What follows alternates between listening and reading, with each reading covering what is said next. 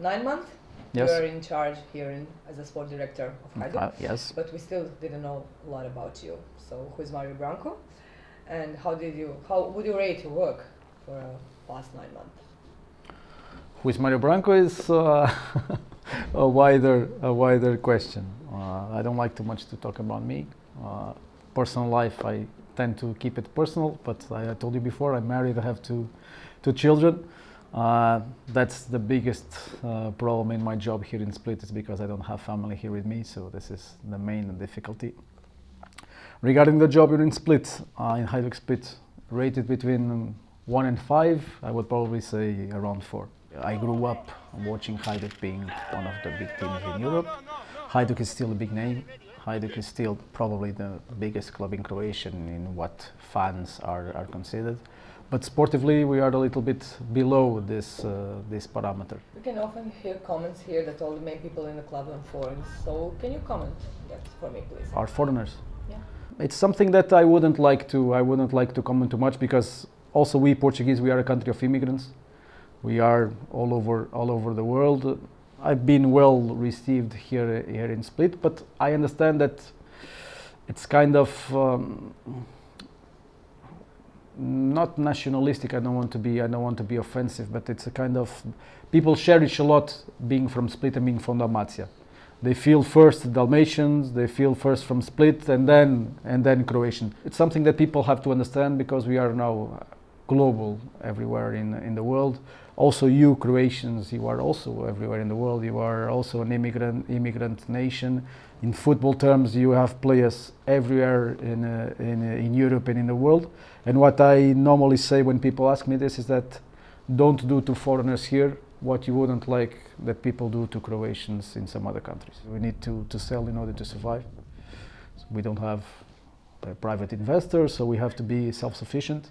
And we need this kind of income in order to not to have financial problems in the future.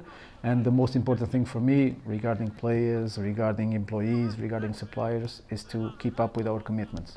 Is there any player in our domestic league that you would like to have in your team? Can you name top 5 maybe players in Croatian league that you would like to see here in Poland?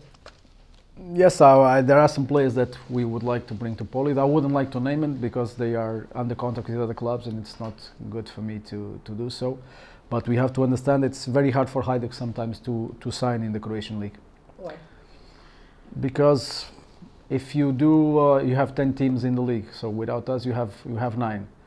If you see that probably from Dinamo, Rijeka, Osijek, it's very hard for us to sign. From Lokomotiva, by general public reasons, it's also hard for us to sign players. So we are narrowed to 3, 4 teams, and in this case, quality is not huge, because we need to keep a high standard of quality for the players to come to Hajduk. And so best players of these 3, 4 teams that are left from the ones I named, when you speak about Hajduk, they always think that they are entitled to receive millions for this transfer. So that's why sometimes we need to focus a little bit on creating our own players, so Croatian players from our academy, and then we are forced to go to external markets. Can you explain why a player of Hajduk are so underestimated on the market? I don't think the players are underestimated on the market. You have to understand that probably in international terms there are two sports brands from Croatia that people recognize, Dinamo and Hajduk. So this is something that is still important for us. But also we need to understand that last 6 years Hajduk has been away from European competitions, group stage competitions, and this is something that makes a difference. But we sold Kalinic. He was the biggest transfer of a goalkeeper in Croatian league, and also biggest transfer of a goalkeeper in the Belgian league. So I don't think we are underestimated, but sometimes our sales pedigree was how can I explain to you? Sometimes it was too easy in the past for a player to leave Hajduk for small money, and this is something we need to avoid. I had some curious experience in the beginning, because I had some agents that came here and they demanded that the players should play, and that in the contract we should have some brackets that the player should play a minimum amount of minutes. And I told them that while I would be here in Hajduk Split as sport director, there is no player with that. How would you describe your relation with fans here in Split? Very good. I don't have any problems.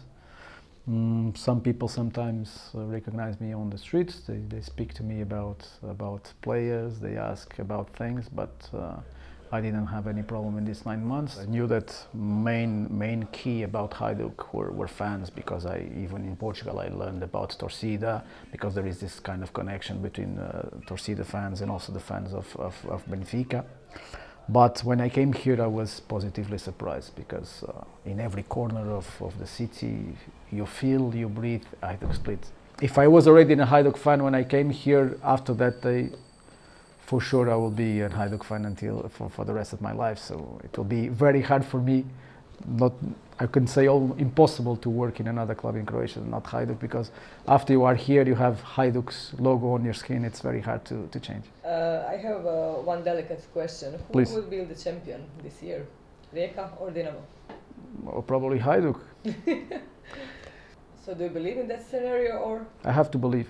We have to be competitive. We have to focus on getting 3 points each game, and then in the end we'll make the calculations. If not Hajduk, I don't care who's going to be the champion, honestly. Okay.